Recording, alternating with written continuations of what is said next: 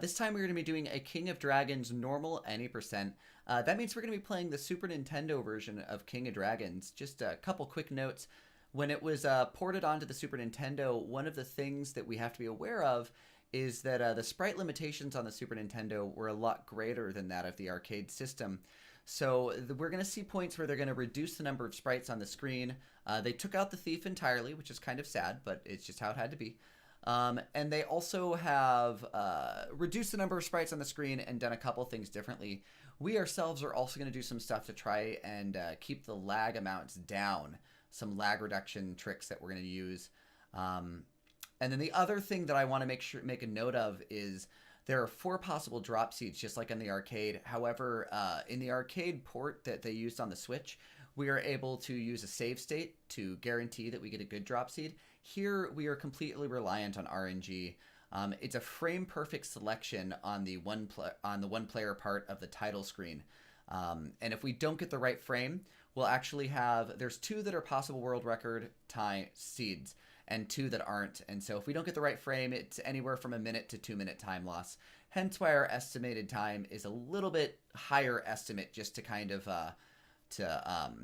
use the fact that there's a little extra time that can be lost in this run just by getting a bad seed. But we'll talk more about that as we go. Let's switch over. All right, so we're going to start. Here's that screen I was talking about. We're going to select, the time starts when we select our character. So we are off on our run. So we use the wizard. The wizard is by far the best character in the game, as I mentioned on my arcade run. Here he can kill a number of enemies in one hit. The other important thing of note is that he is his attack is extremely strong, but he is also capable of his magic is able to take out most of the enemies in one hit as well. Here you can see it takes 2 hits for these orcs. So because we got a fire orb and we got a gem from that next chest, that tells us we have a good drop seed. Bringing that orb to the Orc King makes him a very quick kill. So the arcade would have finished this at about 38 seconds. So you can see it already has taken us 8 seconds longer on the first stage. That is because the game just in general runs slower on the Super Nintendo. But I will say one of the advantages is the music is amazing. The way that they put the MIDIs for the music are just really phenomenal for this game. So it was really solidly done. Things are about the same here. The only difference on this fire orb seed is that when we don't get the weapon upgrade on the first stage, it actually slows us down taking out these blue orcs because we can't insta-kill them. You can see I was trying to use that orb to take them out, but I ended up saving it for here. So this boss, the way he works is once he loses half his health, he drops the screen. But if we can kill him, he causes like 5 seconds of animation while the floor drops. But because we had 2 orbs and we're able to quickly kill him with those 2 orbs, we instead were able to skip all of that animation. We can also use our magic to take him out, which is really consistent on all the seeds. So it's very rare that we lose any time to that animation. All right, here we're just going to be climbing up, going after the wyvern. We're going to take out a few orcs on the way. All of the blue and red orcs are capable of dropping orbs. The green orcs cannot. So we can actually get some drop orbs here that will save us a lot of time on this run if we get any of them. We also here are going to use our magic to slow down those 2 blue orcs in hopes that we can despawn them. You can see it actually worked. We're going to get another orc on the screen, but basically once these 3 orcs are here, we're going to pop that orb to kill them quickly. We're coming up on the wyvern. The wyvern on the arcade version spawns super quickly, and the fight is over much faster. Here, things go quite a bit slower. You can see there's 5 phases of the wyvern, 3 sky phases, 2 ground phases. The ground phases go a little faster just because we can hit him a little more consistently. We don't have to worry about the fact we have to jump up to get him in the face each time.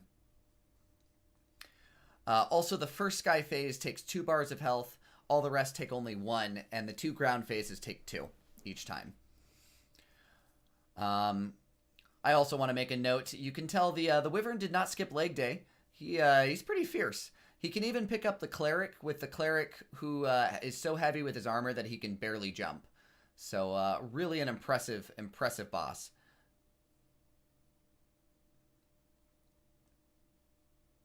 We're going to grab this gold, and then you're going to hear the wyvern scream, and when a wyvern yells, you run. So that's exactly what we're going to do.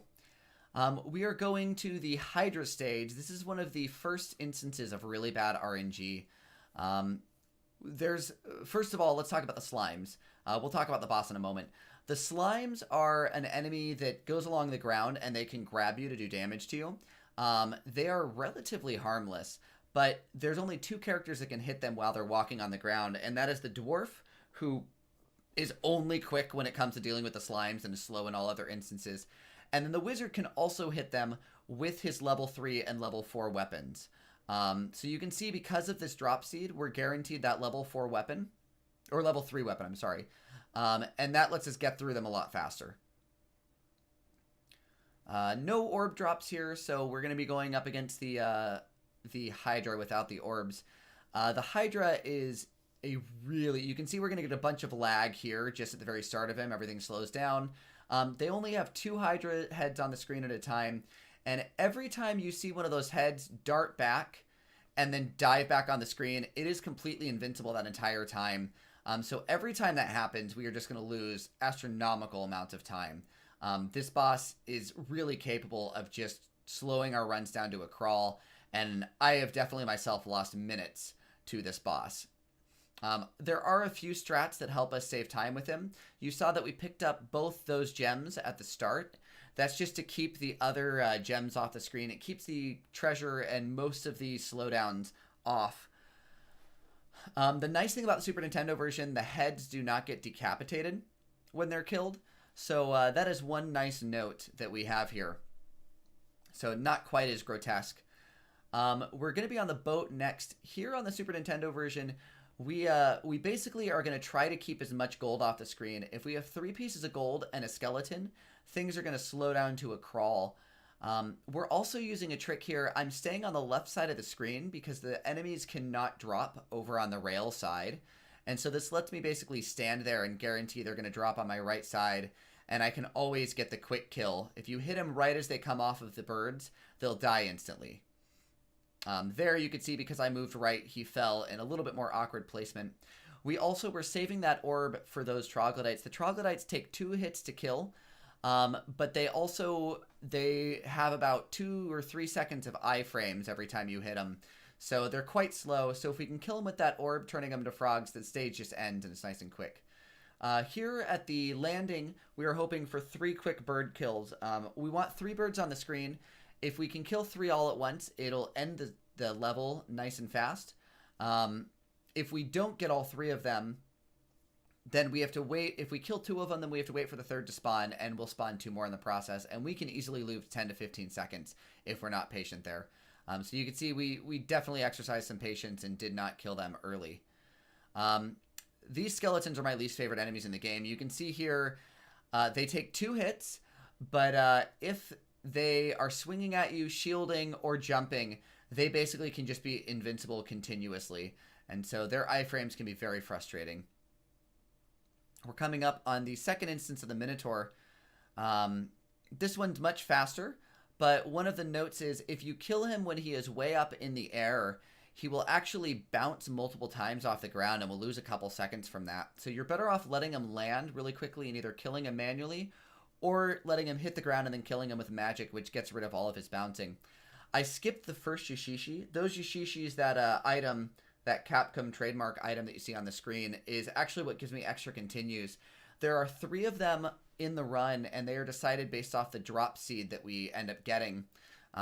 So you can actually consistently get all 3 of them, and you're going to see at the end of this run, I probably won't need that many. I actually skipped the first one. In a marathon situation, I will probably grab all 3 just in case something really bad happens. The nice thing is those continues basically guarantee us, they guarantee us that we can complete all of our runs without any issues. Once again, we're going to be taking out more skeletons. This is just climbing the staircase. We're going to get to the top here, fight a few more skeletons, a few more orcs. I do want to take a moment to talk about the 3 ways that you can get orbs. There are orbs that are guaranteed based off the drop seeds. They're guaranteed in the chest. There are also guaranteed orb drops from when we lose all of our lives. You can see that P equals 3. When that gets down to 0 and we take a death, we will actually end up getting an orb for that. The other way we get orbs is just completely random orbs that drop from enemies that can drop them. Those ones are completely RNG reliant, and we have not found consistent ways to get them every time. So those are the kinds of things that can really shave time off a run. Not every orb is going to shave a lot of time, though. We have to get them for the right enemies and the right bosses. All right, so that was a Cyclops. The Cyclops can punch, he can grab, and he can jump up, grab chunks of the ceiling, and throw them at you. We use an abuse by staying slightly above or below him so that most of his attacks will miss us, and then alternating between magic and attack to abuse iframes to not take a lot of damage. I'm purposefully lining up to the left here so that I can kill a couple of these slimes without hitting that chest. You can see I have just enough room to hit those slimes falling without possibly damaging the chest. That chest contains a orb that I'm going to try to use on this stage. Unfortunately, this is the only instance in a run where you will see the meteor orb. The meteor orb wastes a couple seconds with animation, and it is not consistent for saving time. I am going to try to get this orb to the end of this stage, but you're going to see it's not guaranteed to damage the enemies, and it does waste a lot of time. So I'm going to hit it here, and it actually killed one and damaged the others. That never happens. So that was a really lucky use of that orb. All right, we're coming up on the tree. The spiders in this tree are really susceptible to magic. So this boss is actually one of the most consistent in the run. As long as you have a good amount of health, you can see there I was able to grab that health item and just use magic to power through them. The iframes from magic keep you from taking damage. They also do ridiculous amounts of damage to these spiders regardless of where they are on the screen. This is our friend the tree that we helped out. Dark Alexander, as he always says, you're welcome, tree. And to be honest, we don't really like spiders either, so I get it. We're actually going to skip this weapon upgrade. This is the only instance where we skip a weapon upgrade. This weapon that we currently have does the same amount of damage as that upgrade there. But the main difference is our current weapon does it all up in one hit, where that the weapon that we skip shoots a fire blast that does it in multiple hits. And so we're better off, since most of these enemies only take damage from the first instance of damage. It's better that we take the current weapon that we have and we ignore that, even though we waste about 5 seconds waiting for that weapon to despawn. You can see these lizard men that we killed on the last stage. These guys can counterattack. They can basically die in 2 hits if they take damage from the 2 hits. They can also counterattack and just waste a lot of time, so they're very RNG heavy. And sometimes they're quick, sometimes they're slow. All right, those are the archers. They have a really high probability of dropping orbs. As you can see, they did not drop me any orbs there, so we didn't save any time fighting them. There was a chest back there that had a meteor orb in it, but I skipped that meteor orb just simply because I know that it's probably not going to kill anything and that it's probably going to cost me more seconds than it would save. So I opted to use my magic instead of using the orb. All right, so this is the Dragon Rider. The Dragon Rider is actually a pretty easy boss. If you ever had trouble fighting the Dragon Rider, the biggest trick I can say is jump. His fire blasts are really not likely to hit you as long as you're lined up with the body of the dragon. And his halberds can hit you, but only if he lines it up just right. So here I'm jumping towards him to kind of manipulate his RNG to keep him from swinging the halberd. And I'm also able just to basically jump and attack him while staying fairly unsusceptible to attacks. All right, that's the Dragon Rider.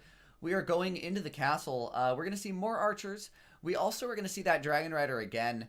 They take no time before bringing back that boss as a recolor of it.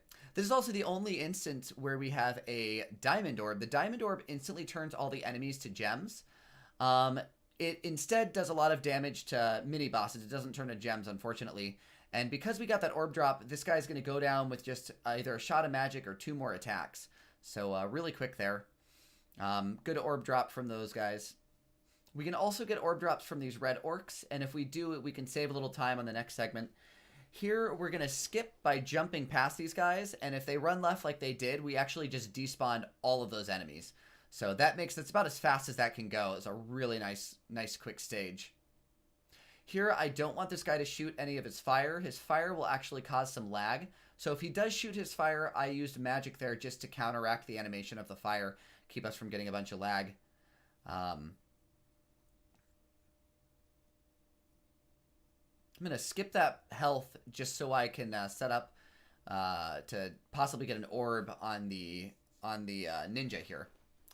The ninja is the next boss coming up after we clean up a few of these enemies. We used to call these pencil men growing up, my brother and I, because they're technically using these like ballistic like spears. But in all honesty, we always thought they looked like your typical Ticonderoga number 2.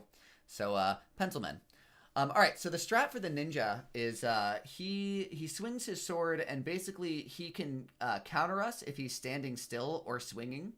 But when he's in the air, when he's running around the screen, or when he's throwing his ninja stars, he cannot counter, so he'll be susceptible to all of our blasts of magic, including that orb. So by timing the orb and timing our magic, we can do lots of damage quickly and take him out really fast.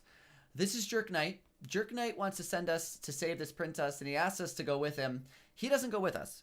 So we're actually just going to save this princess and waste time saving her. And basically, if it wasn't for him, we probably could save a couple more seconds, or probably could save actually a couple more minutes on this run. This is the first undead stage. The main thing here is we're going to fight these mummies. The skeletons are relatively fine, but the mummies add more RNG to the run. They can either take damage from your attack, or they can do this thing that sounds like screeching tires, where they go flying off the screen backwards. If we can get them all the way off the screen, they'll hit a despawn plane, where basically they will instantly despawn and we don't have to deal with them. So if they do that screeching sound, we hope that they go all the way off the screen. The Wraiths here are a fairly direct boss. Basically, every bar of damage they take, they do this like shifting of their animation. And during that time, I'm going to shift to either the top of the screen or the bottom of the screen based off where the optimal movement is. Because they are unable to damage us once we hit them, their bodies really won't do any damage to us as long as I hit them first. And because we can deflect their scythes with the fire, it is a very non-threatening boss. The only issue here is you can see we get a lot of lag when those scythes are on the screen because of the wizard's fire. So we are trying to hit them as close as possible to them to keep as much lag off the screen as possible. That was a pretty good fight. We want to end this stage with at least 24 health so that we can quickly kill these skeletons on this next stage. We did get that, so this should be a fairly quick kill.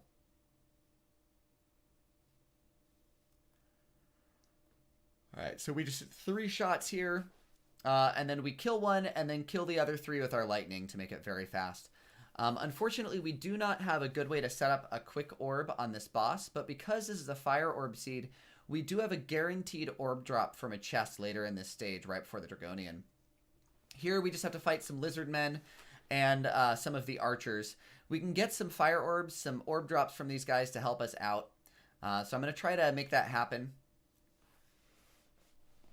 I also, at this point, I'm going to try to set up my health for a orb abuse that we can use on a much later stage, but I'm already looking at my health total to see if I can get it at a point where my health will be a good amount for that stage. I'll give more on that as we get closer to it. Again, we're just cleaning up these lizard men and more archers. We'll take a death so that we have a full pot of health for the boss here. Okay, spawn these lizard men here quickly. I'll probably take a death from the second one. Yep. And then I'm going to go, there's an orb off on the left side of the screen that you saw me skip that I'm going to go ahead and hit now.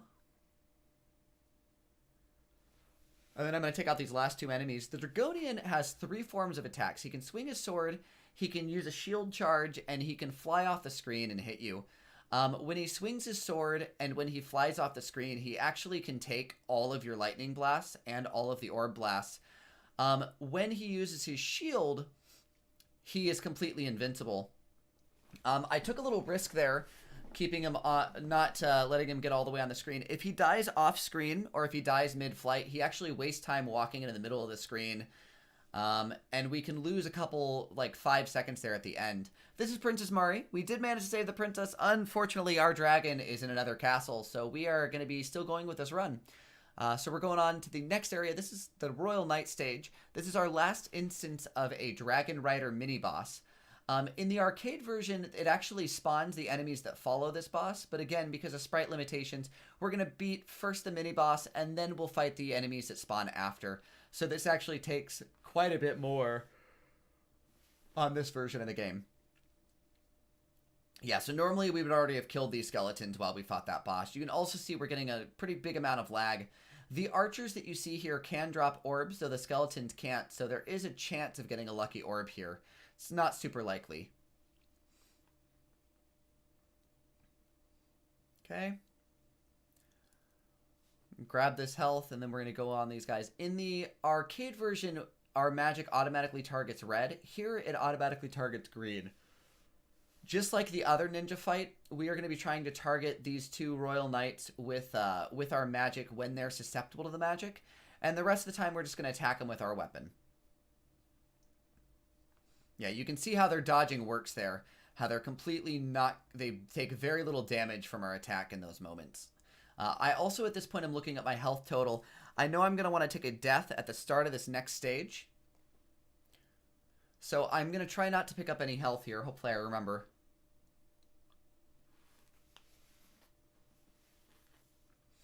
Yeah, so I know I need to do 3 shots of lightning against these beginning imps and then take a death. In the Super Nintendo version, we get a lot of lag here, so I want to have my health as low as possible at the start. I'm also going to pick up this gold to reduce the lag. These imps, basically we just have to get through these imps, so we can hide at the top of the screen where they actually can't hit us while we wait for them to all scroll by. Once a certain number goes by, we're good to go. Alright, so we're going to do 3 shots of lightning here to insta-kill the first group, 2 shots on the second group, and then we're up against the baby mage. The lightning orb has the capabilities of killing the baby mage if it hits him twice. It'll kill him instantly. If one of them misses, though, we're going to have to do a lot of extra attacks to take him out. So hopefully we get the double hit here. And that is the double hit. That's an insta-kill. That's good because we want to save our magic for the Dark Wizard. The Dark Wizard uses magic attacks on us. And while the melee characters can shield him when he does it, there is no way for us to dodge them with the 2 ranged characters. However, if you use your extra joy, you can abuse the iframes to keep from taking any damage here. So you can see I'm just basically completely invincible by using my magic when he shoots his magic at me. This also does a good amount of damage to him. So I've got 1 shot of health left. I'm going to take him out with my magic. That puts me down to 0 health. You can see I've got that credit set up, and I'm setting myself up for an orb at the start of this next stage. We have an instance of 5 more troglodytes, a group of 3 and a group of 2, and we don't get a frog orb against these guys, so we'll actually lose a lot of time against them unless we could get the right orb. So what I'm going to do some damage to these first few troglodytes. I'm going to do some magic to them, and then I'm going to take a death from them in hopes that I get the right orb. Good, I got a lightning orb there. So I'm going to finish him off with some magic.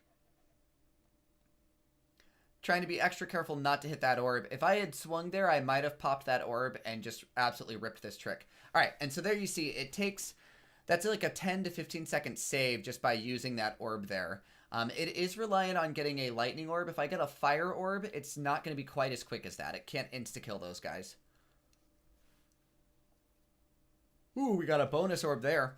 You're also seeing the best weapon in the game. The lightning staff is just super cool, shooting a lightning blast at all the enemies. It actually lets us get through. It's got a great range, and it has a lot of damage, so it's very, very powerful for beating this game. Technically, the fighter's attack, I believe, does 1 tick more damage at this point in the game, but it really doesn't matter because the range of the wizard is immense. This is a recolor of the previous Wyvern, but rather than shooting fireballs, this one shoots ice balls. While they can freeze you and cause some slowdown, you can wiggle out of them pretty quickly, and they're very unlikely to do much damage. So the game designers put these green pencilmen in to try and do extra damage to you. As you can see, these green pencilmen sprint super fast, and so there is a good amount of time loss that's caused from them.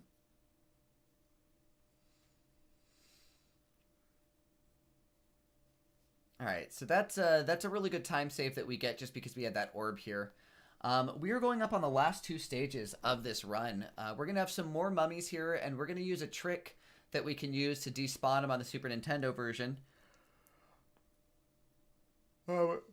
This is also an instance where you can see how Yashishis actually look on the screen. So those Yashishis are actually hidden in chests, and if you look on the bottom of my screen when it scrolls to the right, I'll scroll it there, but I'm trying to use a little abuse to guarantee a good mummy despawn. I did not get any mummy despawns on that first group. So if you look at that chest on the bottom right, that is actually the chest that the Yashishis are housed in. Technically, I don't need to get it. But if you see me hit it, I can't remember if I hit it here. Okay, so I'm going to go ahead and skip that Yashishi. But that chest there at the bottom middle, that was the Yashishi chest. So those Yashishis are hidden in chests that are normally in the background. Here, there is no background for them to hide in. All right, so I'm going to basically attack these guys back and forth. I want to take them out as quickly as possible to reduce some of the lag. You can see, again, they're doing that charge punch attack. Really, here, we just want to try to attack two of them as much as possible. We can't kill them quite as quickly as we can in the arcade because of the cooldown time of our weapon. But overall, not a bad fight at all.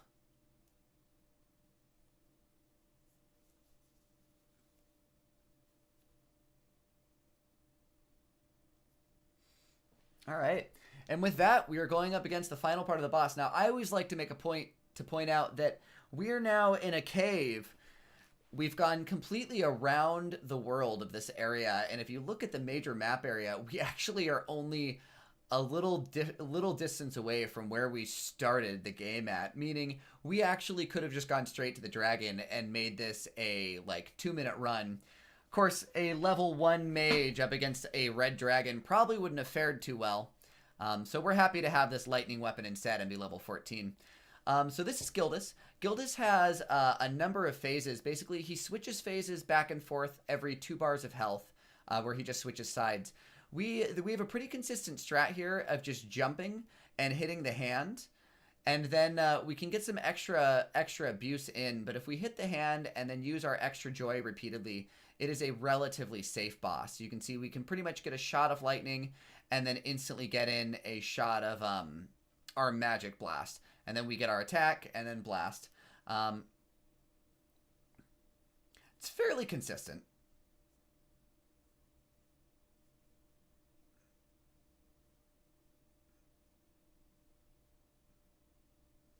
All right, so again, I'm just hitting the hand back and forth.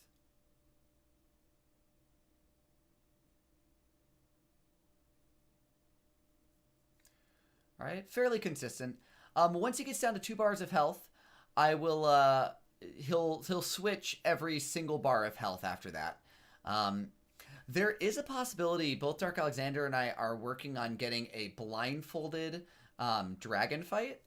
Because of how we can abuse that top corner and we can use our magic to line up the hand decently, as long as we grab all the credits so we've got lots of health to use it on, it's pretty consistent, I think, that we could get a blind dragon fight. Definitely something that we have thought about as a possibility for our maybe a possible incentive if we did this run, this game at Games Done Quick. I need to do some more practice of it myself, but I will definitely keep you guys updated on that. So time is when we raise our hand here at the end here, and there we have it. That is time. That's the world record time for this game, for the Super Nintendo version.